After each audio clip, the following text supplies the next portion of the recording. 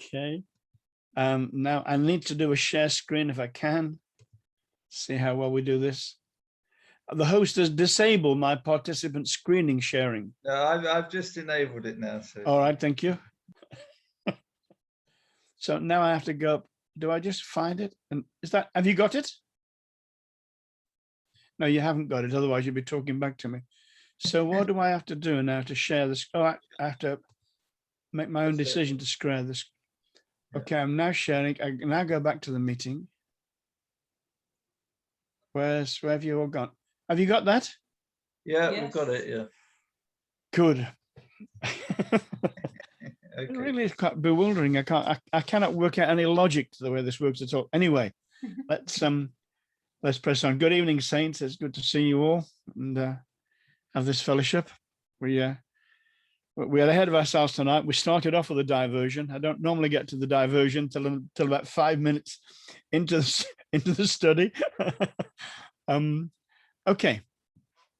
Last week we looked at the gathering storm, and we talked about the conspiracy in Jerusalem.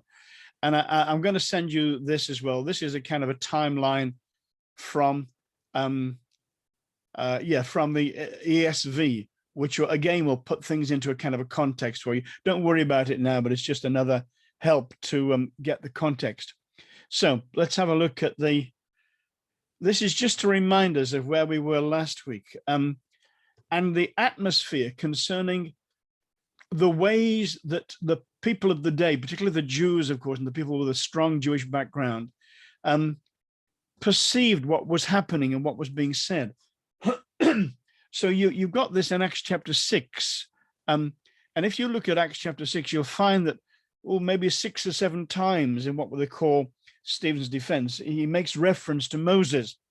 And you see he's using Moses as his witness to kind of say, well, this is the man that Moses was predicting. But you also begin to kind of see the contrast coming in between Moses and Christ. And it's that becomes the area where there's sort of some difficulty later. So this is Stephen, Acts chapter 6, verse 11. Then they secretly induced men to say, we have heard him speaking blasphemous words against Moses and God. And we have heard him say that this Jesus of Nazareth will destroy this place and change the customs which Moses delivered to us. Can you see that little phrase there? We have heard him say, this is the rumor that has been circulating in Jerusalem.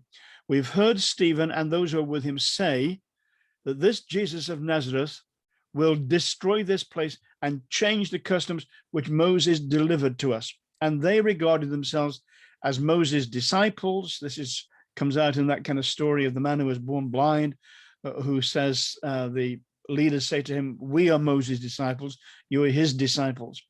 So once you had this contrast coming, you sort of got the raw material for conflict. And a little bit later on in chapter 7 and verse 37, he says, this is that Moses who said to the children of Israel, the Lord your God will raise up for you a prophet like me from your brethren, him you shall hear. So if we have a little look at James and keep this is just to remind you, in case you weren't with us last week, I think some folks were celebrating the August bank holiday.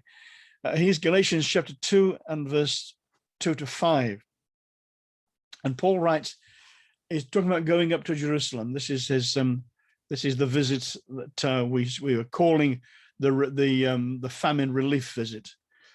Galatians 2, then verses 2 to 5. And I went up by revelation and communicated to them that gospel which I preach among the Gentiles, but privately to those who were of reputation, lest by any means I might run or had run in vain.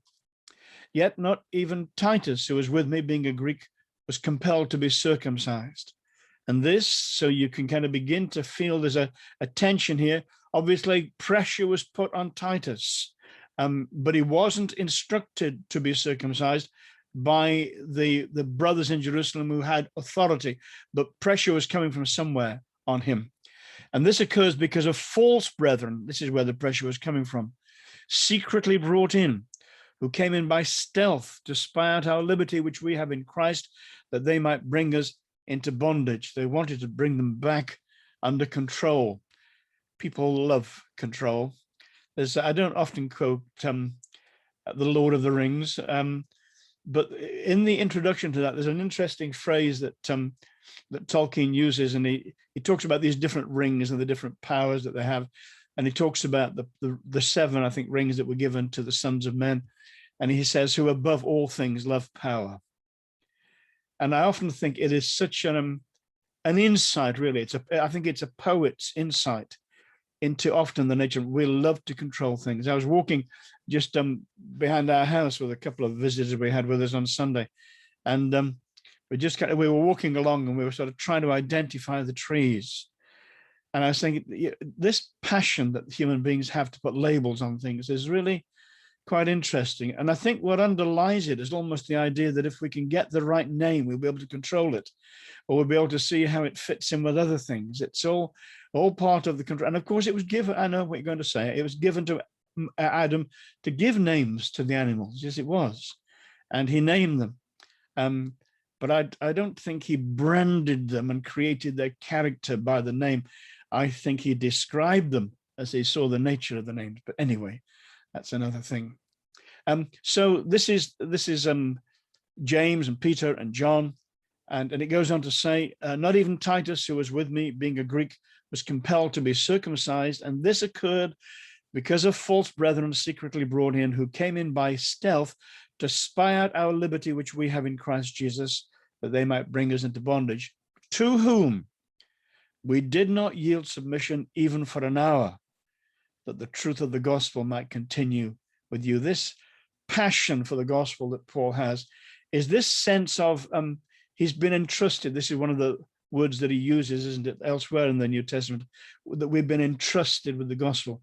It's been put into our care, and he will defend it with his life, in that sense, and the truth of it. So if we go on then a little bit to Galatians chapter 2, we see how that famine relief journey to Jerusalem sort of ended. It ended very amicably. And obviously there were some people who were stirring, and these kind of agitated, these people who wanted to change the direction of things back towards a more kind of legalistic way. But then you've got this statement in Galatians chapter 2, 9 to 10. And when James, Cephas, and John, who seemed to be pillars, perceived the grace that God had been given to me, perceived the grace that had been given to me, they gave to me and Barnabas the right hand of fellowship, that we should go to the Gentiles and they to the circumcised. They desired only that we should remember the poor, the very thing which I also was eager to do. So it ends amicably, and Paul and Barnabas and Titus presumably all head back to Antioch. So we've seen the first skirmishes of the war that's about to develop down in Jerusalem. But now we're going to move the scene of battle onto another front, and that's up to Antioch. So here we are. This is the gathering storm as we find it in Antioch. And you know, don't you, that all the way through the letters of the New Testament, you've got this tension concerning where does circumcision fit in? How does the new covenant and the old covenant, how do they fit together? So this is how the storm gathers at Antioch. The Gathering Storm, of course, was Winston Churchill's title for one of his volumes on the Second World War. So we're back in the territory or in the atmosphere of South Galatia, and this again is just to remind you what's gone before. So this is Acts chapter 13. This is Barnabas and Paul. They started, if you remember, with John Mark, but he didn't get as far as this anyway. Acts 13, verses 14 and 15. But when they departed from Perga, they came to Antioch in Pisidia. Remember, we're distinguishing the two Antiochs by calling the one Syrian Antioch, which is where the church was, and Pisidian Antioch, which is the one which is now modern-day Turkey. But when they departed from Perga, they came to Antioch in Pisidia and went into the synagogue on the Sabbath day and sat down. Notice the context again. They're in the synagogue on the Sabbath day. And after the reading of the Lord and the prophets, the rulers of the synagogue sent to them, saying, "Men and brethren, if you have any word of exhortation for the people, say on." And then this is part of Paul's sermon. I don't think they preached sermons in those days, but this is part of Paul's declaration anyway, in Acts 13 and verse 39. And he says this, for David, after he had served his own generation by the will of God, fell asleep, was buried with his fathers, and saw corruption. But he whom God raised up saw no corruption. Therefore, let it be known to you, brethren, that through this man, that's Christ, is preached to you the forgiveness of sins. And by him, that's Christ, everyone who believes is justified from all things which you could not be justified by the law of Moses. Can you see? Already we've got this contrast between what Jesus can do and what Moses can do. Can you see that? This is Paul's kind of first missionary journey, as we call it. He's in a synagogue and he's declaring boldly that Jesus Christ is in effect superior to Moses, that Moses is eclipsed by Christ. I'm not going to go into say too much more about that now. Read Hebrews; it'll tell you all about it. But this is the thing. You just imagine these the people in this synagogue who are listening to Paul. He's a stranger to them. He's been given this kind of invitation by the rulers of the synagogue. If he has something to say after the Lord and the prophets, then say it, brother. If you've got any word of exhortation for the people, say on, it says. And then he says this phrase, and by him, that's Jesus, everyone who believes is declared right with God from all things which you could not be declared right by God by the law of Moses. That's me kind of expanding the word justified. Justified is a thrilling and fundamental word in the New Testament. It's part of it's part of a judicial trial, and I'll mention some little bits about that as we go through, because there are words that have a technical meaning, and that when they're used in that kind of sense, it really gives us an insight to what is being expressed. So there are things that Moses can't do, but Jesus can do them. And then they come back to Syrian Antioch, and then Paul and Barnabas and Titus go down on the famine relief journey, and then Peter, he goes to Syrian Antioch, and Paul makes a stand. This is after that amicable parting down in Jerusalem. I don't know what length of time, but there's not a lot, I wouldn't thought, maybe just weeks or something like that. But they go to Syrian Antioch. Galatians 2, verses 11 and 12. Now, when Peter had come to Antioch, I withstood him to his face, because he was to be blamed. For before certain men came from James, he was eating. This is the imperfect tense. This he used to eat. This was the normal pattern in the past. For before certain men came to James, his pattern was, his behavior was, his way of life was, he would eat with the Gentiles. That's what Peter was doing. And Paul made a stand. And this really means that it says that I withstood him, and that sounds as though it's sort of very personal, and it's a kind of a face-to-face confrontation, and man against man in kind of unarmed combat. But this is Paul taking the role of what Peter is doing has to be challenged. In fact, there's a suggestion here that it isn't Paul who was the first one to do the challenging. I'll mention that as we go on here. So this is it means to set up in opposition. So Paul takes the position, which is a different position to what is being indicated by what the way that Peter is behaving. Okay. And this is what it says. It says, when Peter came to Antioch, to the face I stood up against him. This is Young's translation. Excuse me a minute. Because he was blameworthy. Now, different versions will have different words for this word blameworthy. Some will say he was to be condemned. So, there's all kinds of things that come in, but I think this is a word which we can understand really quite clearly if we're going to spend a little time with it. But more than that, I think it may throw light on another verse, which is, I think, a verse that maybe sometimes some of us have got the wrong angle on. I'm not going to go through the list, but there are about 3 or 4 verses in the New Testament where I take a position that is opposite to one that I know anybody else takes. And they're really sort of quite important verses. And we're going to look at one of them in just a moment. But this is Peter coming to Antioch, and Paul he withstands him. He takes the position that's different, opposite to, against Peter's position. And when Peter came to Antioch, to the face, I stood up against him because he was blameworthy. And I want to have a little look at this word blameworthy. You see, the thing is that the bottom line is that Peter knew better. Peter had knowledge. He had revelation knowledge. And there was, in one sense, no excuse for him doing this, except that he was afraid. And we'll come back to what he was afraid of in a few moments. So he's Peter, blameworthy. And this is when I said, we'll just dig. We're going to dig quite a bit deeper now here.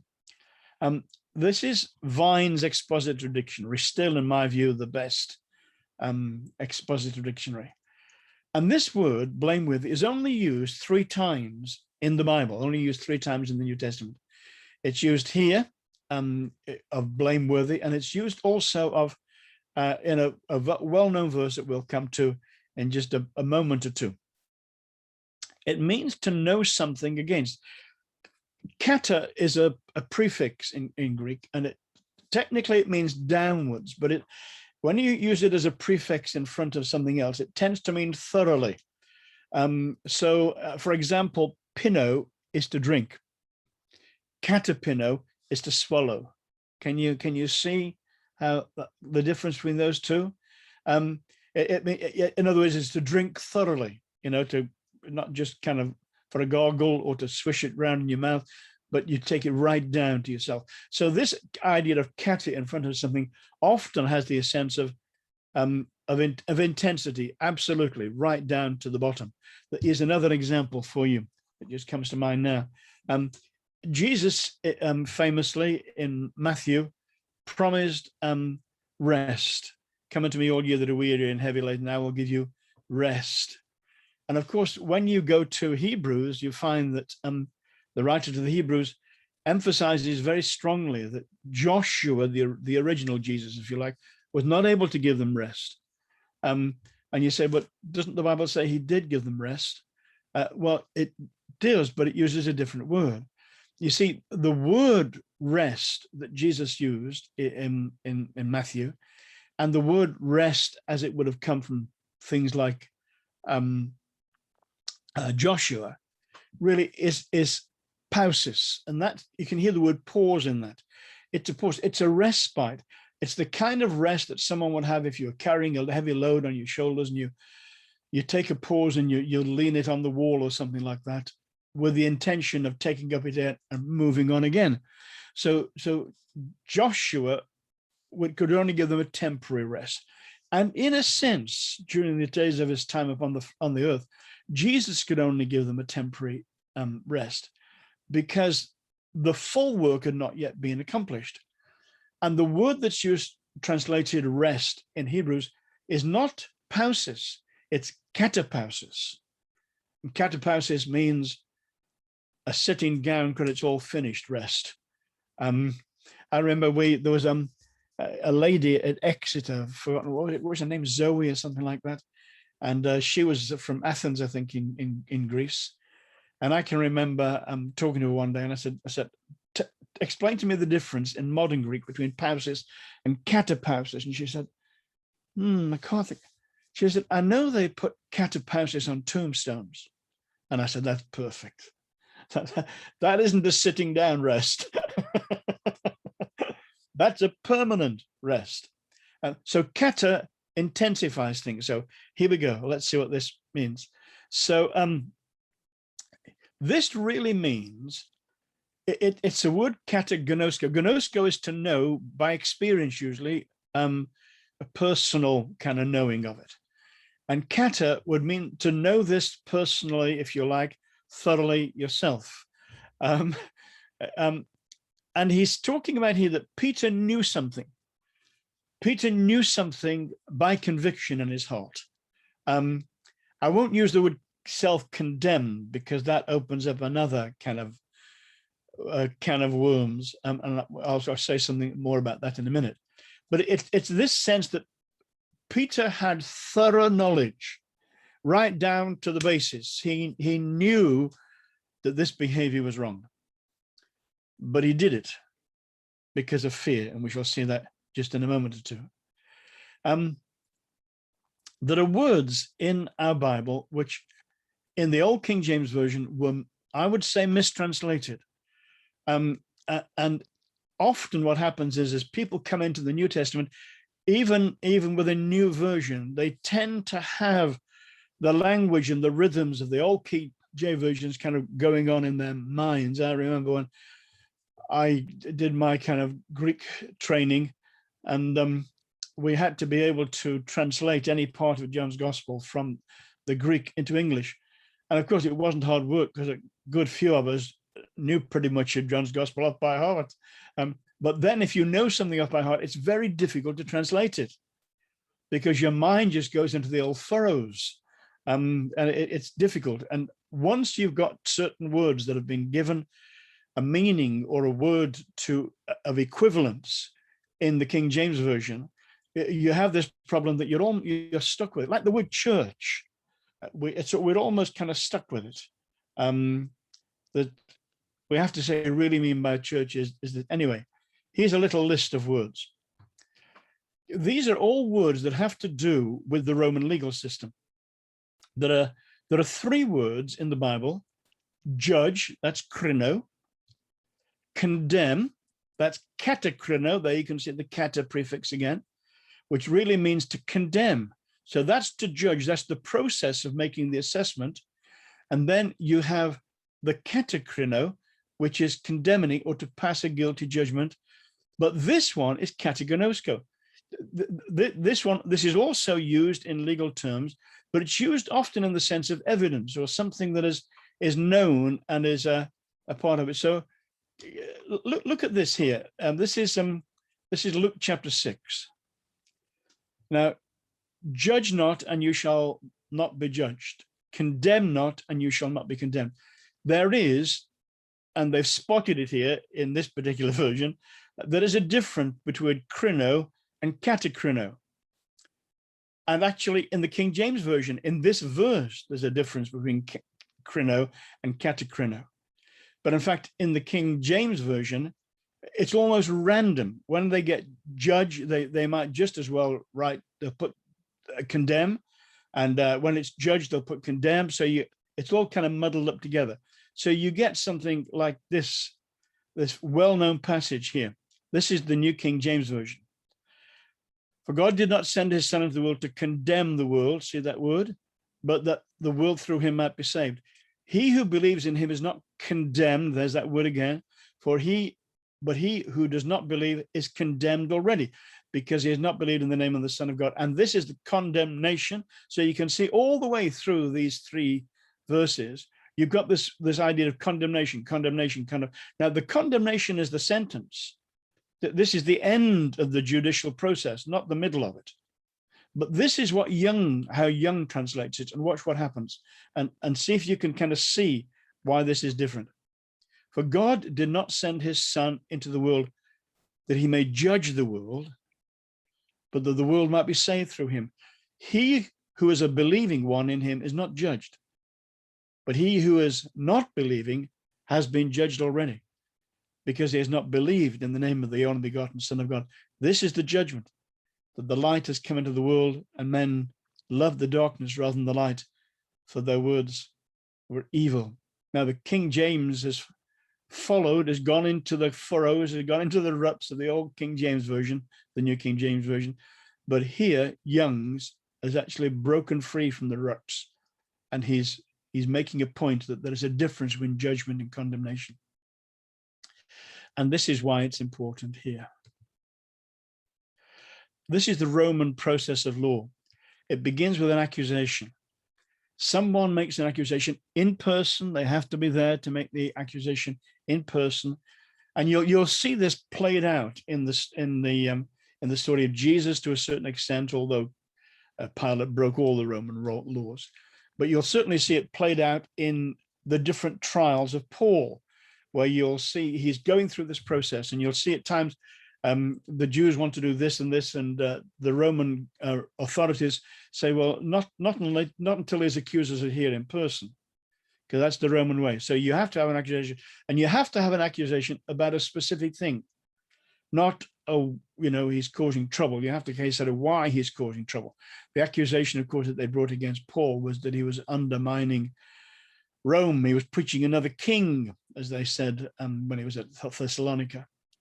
So when you've got the accusation and you've got the accusers there, it moves on in the judicial process to the judgment, where the judge, it's more like a magistrate. They didn't have jurors, where the judge then decides on the evidence that he has heard whether that person is guilty of the specific crime of which he has been charged, or whether he is not guilty of the specific charge, or it can't be proved against him. If it can't be proved against him, well, if it can be proved against him, and he is definitely guilty, then it goes on to the condemnation, because the condemnation is the declaration that he is guilty, and it's also the issuing of the sentence for the guilt. I know this is very intense, but you can listen to it again. But look what happens on the other side. You start off with the same accusation, with the person there in person. The judge listens to it. He weighs up the evidence.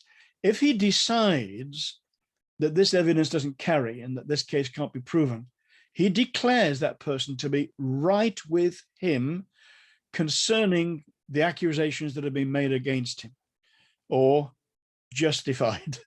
So justified means to declare someone righteous of the crime of which he has been accused.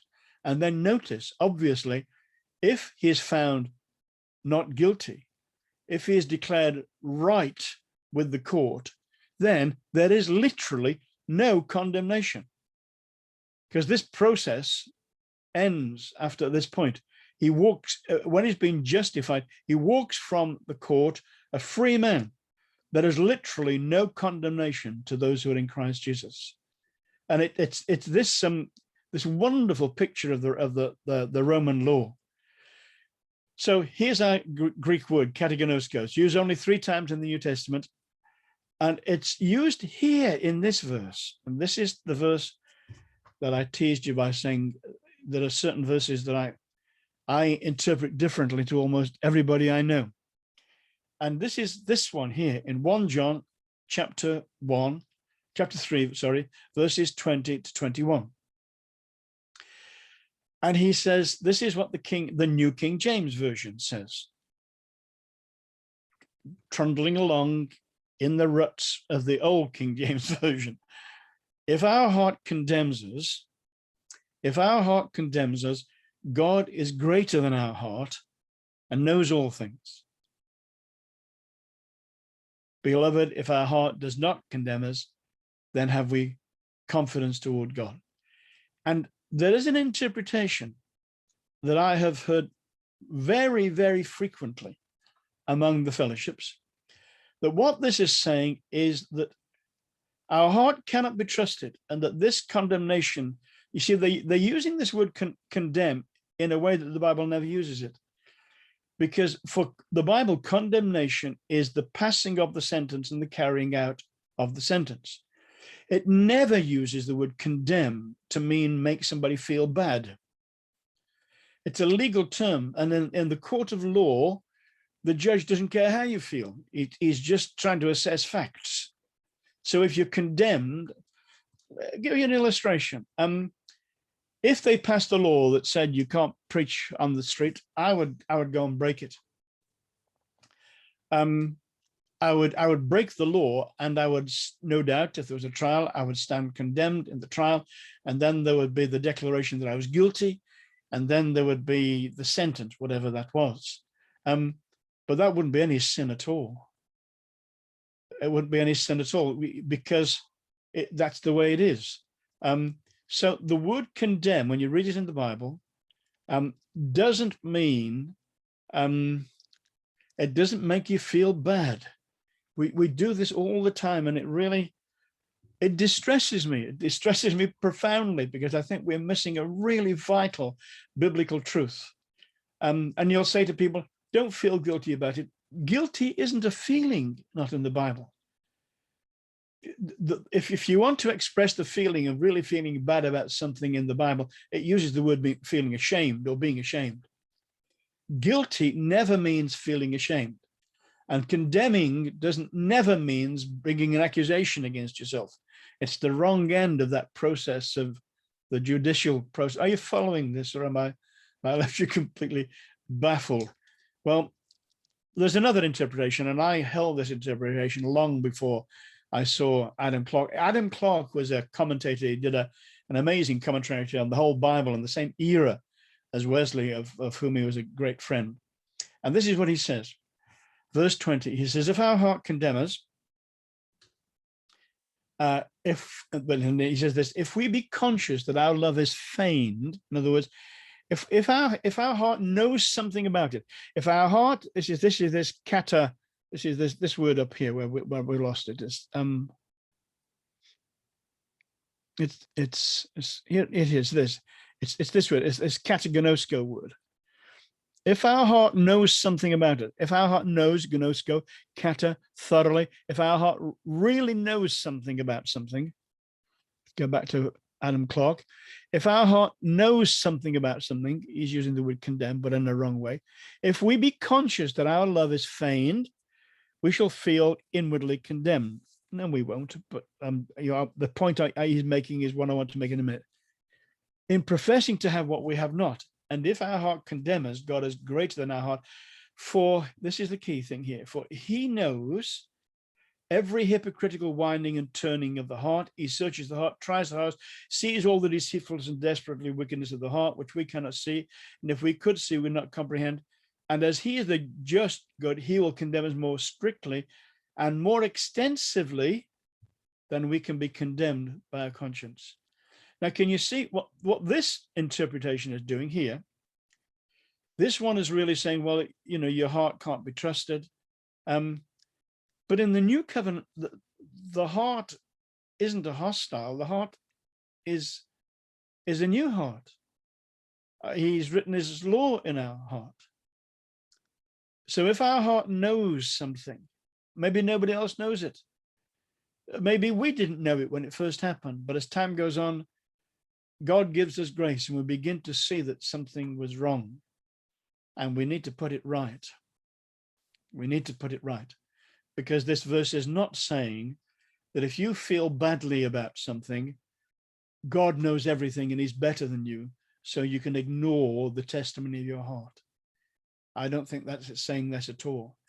If your heart accuses you, if your heart brings evidence to you of something that you know is not right, we need to remember that God is greater than our heart, and his sensitivity to our failings is far greater than our hearts will be. So if you've preached on that like that, I'm sorry. I hope you don't feel guilty. Anyway, let's move on a bit. I'm not going to tell you what the other things are. What happened with Peter when he got up there is that he would change with the Gentiles. This is a perfect tense. He was eating. He used to eat with the Gentiles. That was the pattern of his life. It's the imperfect tense. And when that happened, he withdrew and separated himself. This is not a perfect tense. If this was perfect tense, it would mean he withdrew once and never went back. And he withdrew and he separated himself once and never went back. But these are imperfect tenses as well. So what this says is, before certain people came from James, his pattern was that he was eating with the Gentiles. And then it became his pattern that he was constantly withdrawing from them and constantly separating himself from them. This is not a single event. It's a pattern which is becoming established. And this is why Paul faces Peter up with what is happening here. Now, Peter clearly changed his behavior. He was eating with the Gentiles. He changed his behavior. Well, there's no, and I think this is important, that there's no indication here that Peter had changed his doctrine. There's no indication that he'd gone back on the revelation that he had in Acts chapter 10, or that he'd gone back on the things that he heard Paul say earlier on that we read of in Galatians chapter 2. There's no indication that he'd changed his belief. What had changed was not his doctrine. What had changed was his behavior. What had changed is his deeds. Now, am I saying then that it doesn't matter what we do so long as we hold the truth? Not at all. And I want to show you why I'm saying that. This is Revelation chapter 2. This is to the church at Smyrna. You remember, sorry, the church at Ephesus. You remember that he admonished them because they had left their first love and were in danger of having their lampstand removed.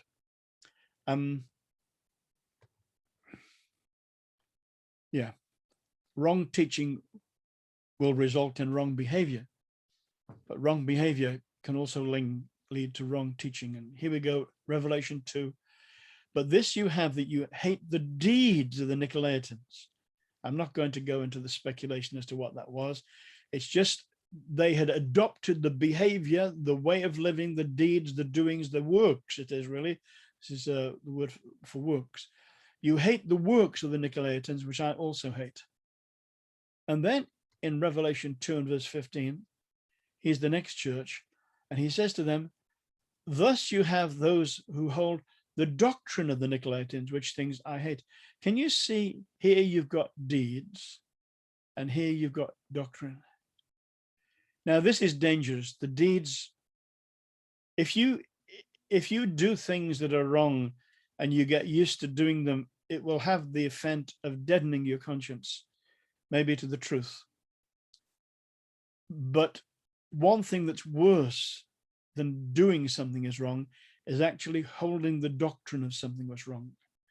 Because if you hold the doctrine of what's wrong, it is inevitable that your deeds will follow. You will become what you believe. You will. So there is a difference between the deeds and the doctrines. And what I'm saying here is that there's no hint, so far as I can see, that Peter changed his doctrine. What Peter changed was his way of life. He compromised. If we ignore aberrant behavior, it will often settle into an aberrant teaching. Deviant behavior opens the way to deviant doctrine, and deviant doctrine is more dangerous than dangerous deeds, because this may just be a mistake, but this will be a position he holds, and he will defend it, and he'll propagate it, and it'll do much more damage than deeds. Okay, you with that?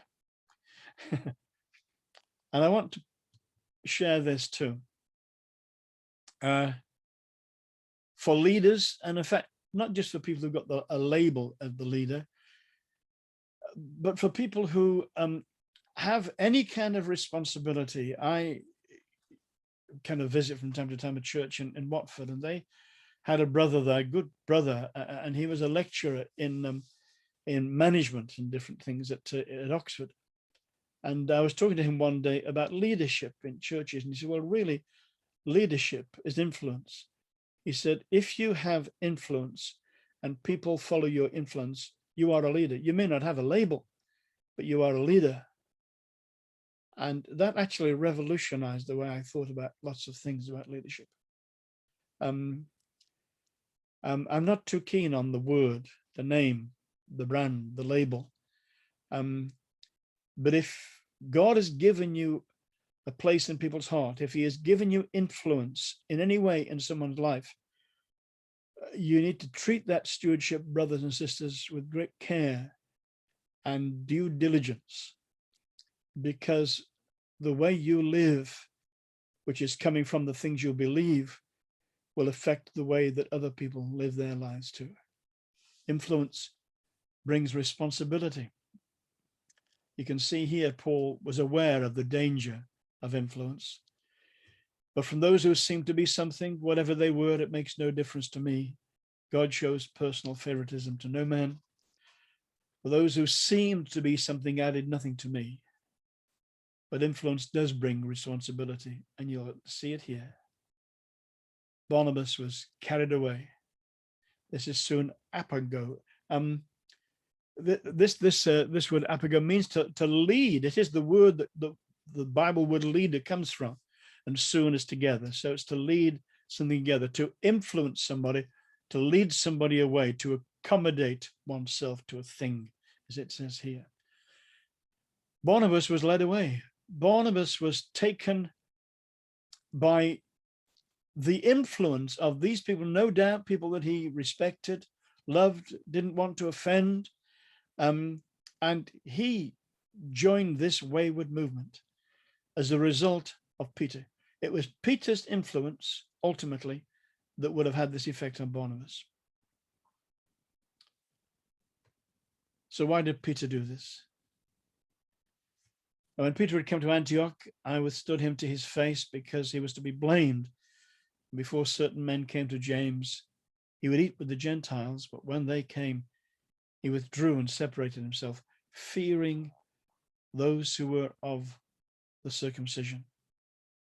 And the rest of the Jews also played the hypocrite with him, so that even Barnabas was carried away with their hypocrisy. I think this is such a tragic sentence here. Even Barnabas was carried away. This was the man who championed the outcast. This was the man that brought Paul in from outside twice. This is the man who has the nickname of the son of consolation. And even he is so influenced by the behavior of Peter that what happens is he goes in the same direction and begins to, where was that word? Did you notice that word here?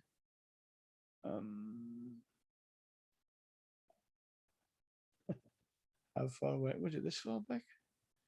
I can't find it now, but it's when it says that Peter was he separated himself, and the man who had stood for the truth, Barnabas, in so many different contexts, becomes a man who actually acts against the stranger, the outsider.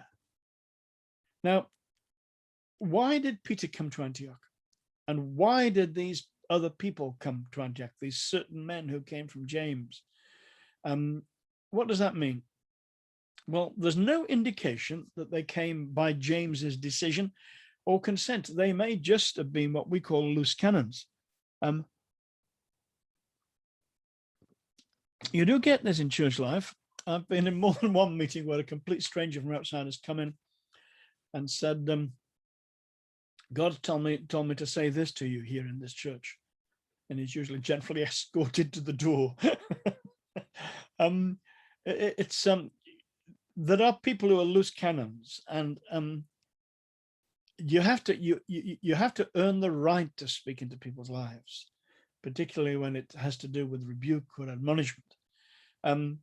So there's no indication that these people were sent from James. They're obviously people of the circumcision party, the people who believed that what was happening with the conversion of the Gentiles was filling up the numbers that lacked because of the dispersion of the Jews and all the rest of it, and that God was making up, but they had to become thoroughgoing Jews. They had to be circumcised, they had to make an offering, they had to be baptized in water or baptize themselves in water. There's no indication that they came by James's decision or his consent. I suspect that they were loose cannon. So what did Peter fear? He was eating with the Gentiles, they stopped because fearing those who were the circumcision. Now, what does this mean? What was Peter afraid of? Was he afraid that they would take back stories of what he was doing to James? I doubt it. I think the relationship between these men was too intimate, too solid, and too robust to be influenced in that kind of way. So I doubt it. I doubt that he was thinking James won't be pleased with this. I don't think they work like that. How about his reputation and access to the Jerusalem saints? Would this close doors to him if people down in Jerusalem heard that he was mixing freely with the Gentiles? It would close his ministry to the Jews. Is he afraid that that might happen in this kind of particular context? There are choices we make, brothers and sisters. I've made some of them at times, and you knew when you made the choice, you were closing doors. You were closing lots of doors. I tell you, I don't tell this story very often, but many years ago, I was with a man. He was a kind of a well-known Christian leader in the UK. And I saw quite a bit of him for a time. And then I was talking with him and his wife one day, and they said, we think God has given you a ministry, and we think that there will be lots of open doors for it, they said. And then they said, but the more you're associated with Mr. North, the more those doors will close. The less you are associated with him, the more they will open. Well, you want to go through open doors, don't you? You want to serve God's people. So what do? Rightly or wrongly? I think rightly. I know what I did. I knew them pretty well, and I quoted David to them. Do you remember when he was rejoicing before God and dancing before the ark, and his wife, Michal, rebuked him and said that he had made a fool of himself. And David said, I will be more vile still. And when they said, the more you associate with G.W. North, the more doors will close to you, I said, I will be more vile still. I made my choice. I don't regret it, not for a minute. I said this to him once, I don't believe you're infallible, and I don't think it's likely you'll get more infallible as you get older. But he had things to say. And I don't regret the choice. But we make choices, and it closes doors. And if you want to go through every door, you'll have to be a compromiser, and then you'll have nothing to take in through the doors either. Or did he just want peace and calm in Jerusalem? Did he know that things were still a bit kind of troubled in Jerusalem? That yes, when Paul and Barnabas and Titus had left, things had kind of calmed down a bit, and but actually it was still just bubbling away there under the surface. And if those people back in Jerusalem found what Peter had done, then who knows what kind of might emerge from all that. I don't know what it is, but he feared. He feared. Never make a choice, brothers and sisters, that's determined by fear. Never. God's not given us a spirit of fear. That isn't the way he leads his children. So what about this word, hypocrisy? Littleton Scott, that's it, they're kind of famous lexicographers. They say that it actually, I put this little bit, I put this bit here in the end. It's actually, the word hypocrite is actually the Greek word for an actor. So it's someone pretending, someone who is living a life which isn't true to him. And that's why I say Peter knew what was true, and he was living a life that was not true to what he knew. And he was going along with, he was playing the hypocrite, he was acting out the part. He was going through this pantomime of not associating himself with the Gentiles because of the possibility of the offense that happened. And Paul faces him. This is his decision. And what does Paul do? He says, when I saw that they were not straightforward about the truth of the gospel, there he is, the defender of the truth, I said to Peter before them all, if you, being a Jew, live in the manner of the Jews, that's the way of our life, and not, in the way of the Gentiles, and not as the Jews, why do you compel the Gentiles to live as the Jews? With regard to the truth of the gospel, for Paul, there could be no compromise. He would not give submission, not for an hour, that the truth of the gospel might continue with the likes of you and me. He saw that Peter wasn't walking straight. He was hedging his bets, as they might say. He was kind of not making a definite decision so that he could go either kind of way. He was going with the wind. He was going with the crowd. He was taking the route of least resistance. And Paul spots it. And Paul knows that Peter knows that this is not the thing to do, because his heart has borne witness to him. That's to say, Peter's heart has borne witness to him that the thing that he's doing is not straightforward. It's not straight walking. It's counterfeit. It's imitation. It's play acting.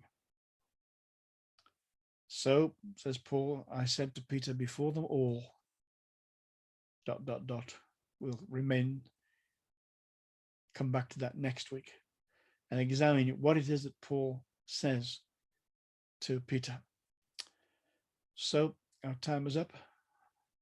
Brothers and sisters, so I'll hand back to you, Graham. I'll stop my share. There we go.